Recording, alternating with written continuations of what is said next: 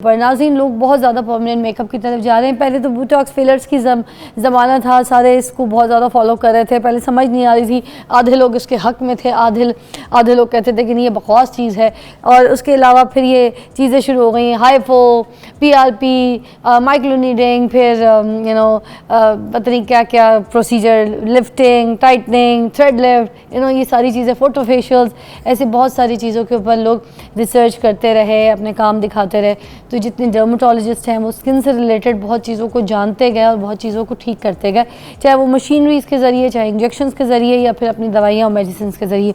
अब ये permanent makeup है, इसका बड़ा धूम चल रहा है। लोग क्या करते हैं, लिप्स के ऊपर जो है ना फिलर कराते हैं, और फिलर कराने के बाद उसके ऊपर कराते हैं permanent lip shades, like pink की टोन में, ब्राउन्स की टोन में, या फिर हल्का सा रेडिश टोन में, या फिर जैसे टिंट आप लगाते हैं वैसा एक शेड आता है वैसे। तो ये भी आजकल बड़ा ट्रेंडिंग में। दूसरा माइक्रोब्लेडिंग होती है जिसमें आईब्रोज बन जाती हैं। कुछ लोग ऐसे होते हैं जो पेशेंट होते हैं जिनकी आईब्रोज नहीं होती, उनके लिए तो बड़ी काम की चीज़ है। जिनके बहुत कम या अनशेप्ड वाल हैं उनके लिए भी अच्छी चीज़ है। मगर ये क्या ज़रूरी है, इसके क्या नुकसानात हैं, ये सारी चीज़ों के ऊपर बात करेंगे हम यहाँ पर ताहिरा से। अस्सलाम वालेकुम ताहिरा, कैसी हैं? वालेकुम अस्सलाम, मैं ठीक हूँ, आप कैसी हैं? सबसे पहले तो ये बताइए कि मुस्तकिल मेकअप क्या चीज़ है? मुस्तकिल मेकअप बेसिकली एक तरह से कह लें कि मेकअप की टाइप है जिसको अब मेडिकली आप जो है वो ले सकते हैं। वैसे तो जो हम मेकअप करते हैं वो 12 to 24 hours maximum lasting time period है। तो जदीद टेक्नोलॉजी में, एडवांस टेक्नोलॉजी में, जैसे हर चीज़ में जो है वो टेक्निक्स आती गई उस चीज़ को जो है लॉन्गर लास्टिंग किसी भी चीज़ को वो करने के लिए।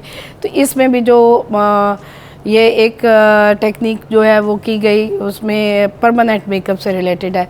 सारे वो लोग जो बहुत ज़्यादा ब्यूटी कॉन्शियस हैं, या ऐसी हमारी कीमोज़ होती हैं, ऐसी हमारी कुछ प्रॉब्लम्स हैं, मेडिकल जो है वो ट्रीटमेंट्स आ जाते हैं जिसमें आपके बाल हैं, आपके आईब्रोज़ हैं, लैशेज़ हैं, या आपकी स्किन काफ़ी हद तक ख़राब हो जाती है। तो उसको हम कैसे रिवाइव कर सकते हैं, वो फिर हम परमानेंट मेकअप की तरफ जाते हैं। फिर उसी चीज़ों को देखते हुए फिर ये कुछ चीज़ें जो है वो लाई गई कि आप ये वाले प्रोसीजर्स लें, ये ट्रीटमेंट्स लें, तो इससे आपकी जो है आप मेकअप में जो है वो कुछ टाइम आपका जो है ये लास्ट कर सकते हैं। हम सबसे पहले शुरू करते हैं जो लिप के शेड को चेंज किया जाता है, लिप के कलर को पिंक या टिंट वाला शेड दिया जाता है। तो ये होता माइक्रोनीडिंग से या नहीं? जो आईब्रो के लिए माइक्रोनीडिंग इस्तेमाल होती है, is that the same process? अच्छा, परमानेंट मेकअप में जो है ना, जो अभी तक बहुत ज़्यादा इन है, उसमें 3 से 4 प्रोसीजर्स ऐसे हैं। जैसे फॉर एग्जांपल माइक्रोब्लेडिंग है जिसको हम आईब्रोज कहते हैं, सेमी परमानेंट आईब्रोज,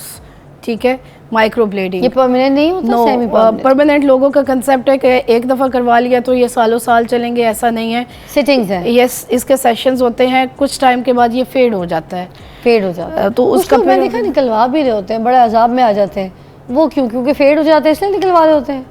नहीं, शेप आपको पसंद नहीं आती। अब जैसे आपको पता है कि मेकअप में भी, इवन ड्रेसेस में भी ट्रेंडिंग आपकी चेंज होती रहती है। आईब्रो कभी आपकी जो है वो आर्ट शेप में होती है, कभी आपकी पॉइंटेड में होती है, कभी आपको बिल्कुल स्ट्रेट में चाहिए होती है। तो फिर इसकी वजह से वो लेज़र से फिर उसको रिमूव करवाते हैं, दोबारा रीशेप करवा लेते हैं। ठीक है, तो लेज़र से कितनी सिटिंग में ये रिमूव हो जाता है? अगर आईब्रो डिपेंड करता है आप कौन सा लेज़र यूज़ कर रहे हैं, कौन सा लेज़र यूज़ करते हैं, उसके अकॉर्डिंग कौन से लेज़र से हो जाता है?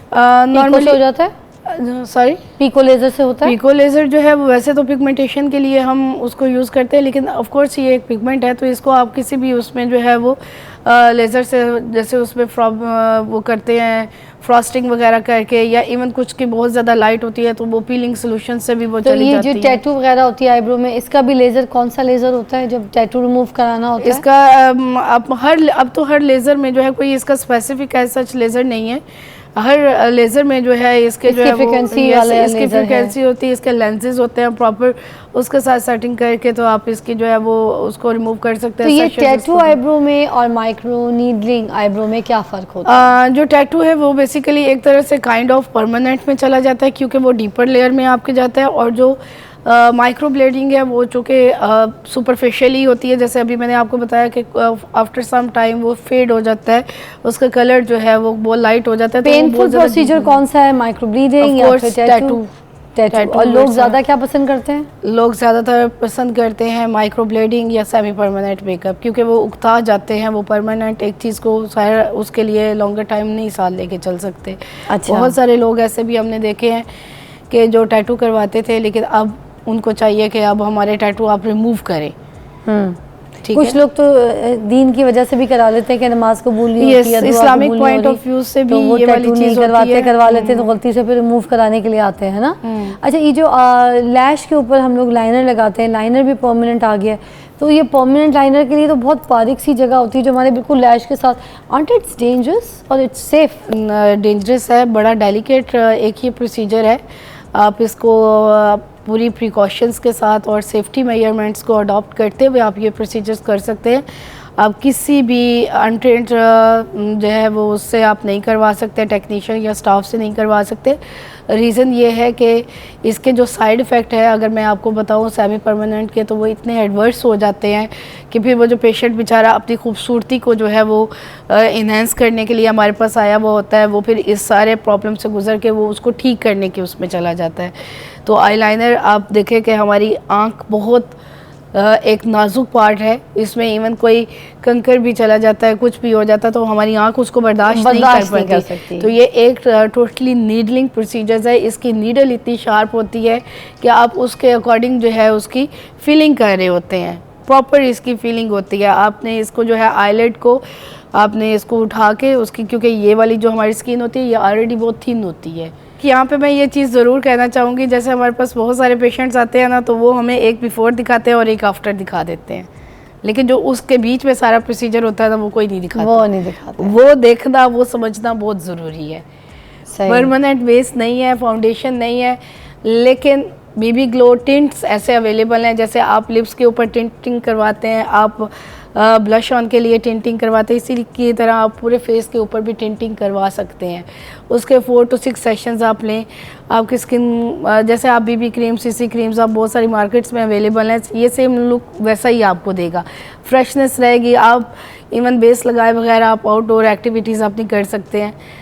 और आप टिंटिंग आपकी हुई है, माइक्रो ब्लेडिंग हुई है, लैशेस लगी हुई हैं, तो आई डोंट थिंक सो कि आपको बहुत ज़्यादा किसी मेकअप की ज़रूरत पड़ सकती है। सबसे पहले तो है कि जब भी आप बीबी ग्लो प्रोसीजर्स लेने जाएं तो आप अपने डॉक्टर को जो है वो, जब आप स्किन अपनी दिखा रहे होते हैं तो उसके साथ साथ आप बस ज़रूर बताएं कि आपकी रूटीन केयर क्या है। ठीक है, इसके साथ साथ आपने बताना है कि आपका सन एक्सपोजर कितना है। ये इस वजह से है क्योंकि जब आप प्रोसीजर्स, कोई भी कॉस्मेटिक प्रोसीजर्स लेते हैं तो आपने उसकी आफ्टर केयर करनी होती है। ऐसा बिल्कुल भी नहीं है कि आप एक दफ़ा आएँ, आप प्रोसीजर्स लें और वो फिर सालों साल आपके फेस के ऊपर ऐसे ही चीज़ रह जाए, वो नहीं हो सकती है। बीबी ग्लो के जो है वो जब आप करवाते हैं तो सबसे पहले ये पता होना चाहिए कि आपकी स्किन टाइप कैसी है। हर किसी के लिए जो है वो बीबी ग्लो सूटेबल नहीं है। बहुत सारे ऐसे पेशेंट्स जिनकी स्किन जो है वो एक्सेसिव ऑयल की वजह से बहुत ज़्यादा एक्नी प्रोन है, तो उनको भी हम अवॉइड ड्रिंक्स पे ही जाते हैं, उनको हम एक्सफोलिएटिंग प्रोसीजर्स की तरफ ज़्यादा रिकमेंडेशन हमारी होती है। हम वो ऐसी कोई चीज़ नहीं देते जो आपकी स्किन के अंदर एब्जॉर्ब होके वो आपकी एक्नी को ट्रिगर कर तो ये जो स्किन के अंदर एब्जॉर्ब होती है, ये क्या चीज़ होती है, क्या केमिकल डाले होते हैं इसके अंदर जो लोगों को मतलब थोड़ा सा गाइड भी करें?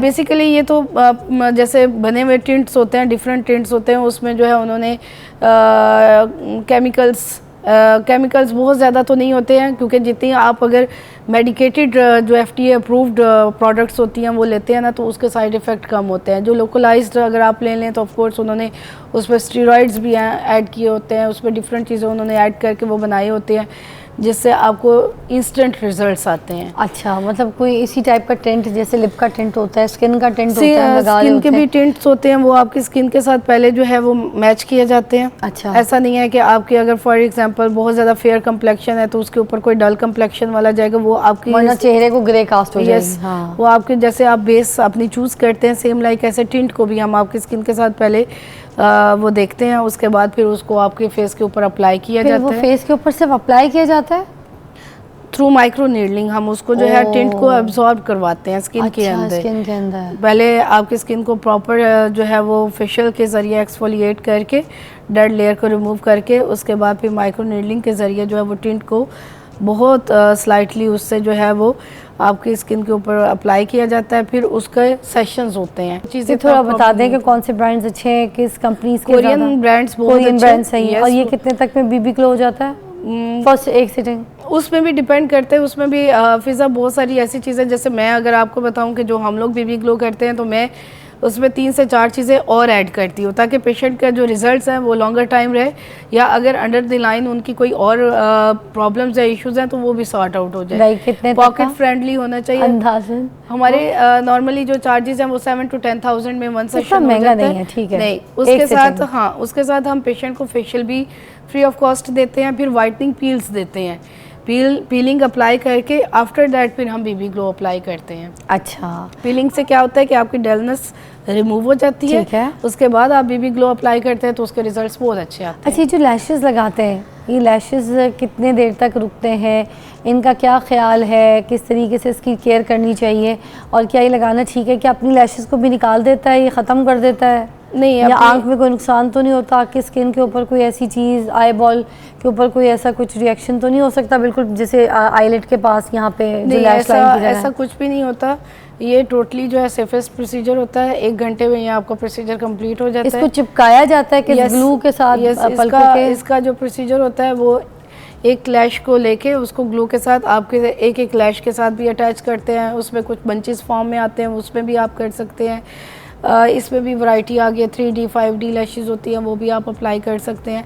लेकिन इसकी आफ्टर केयर वेरी इंपॉर्टेंट होती है कि आपने जब फेस वॉश करना है तो बड़े प्यार से आपने बड़े ख्याल से इसका फेस वॉश अच्छा निकल जाती है? बिल्कुल ऐसे फेस वॉश करना है जैसे एक न्यू बॉर्न बेबी का फेस वॉश करवाया जाता है, ये निकल जाती है?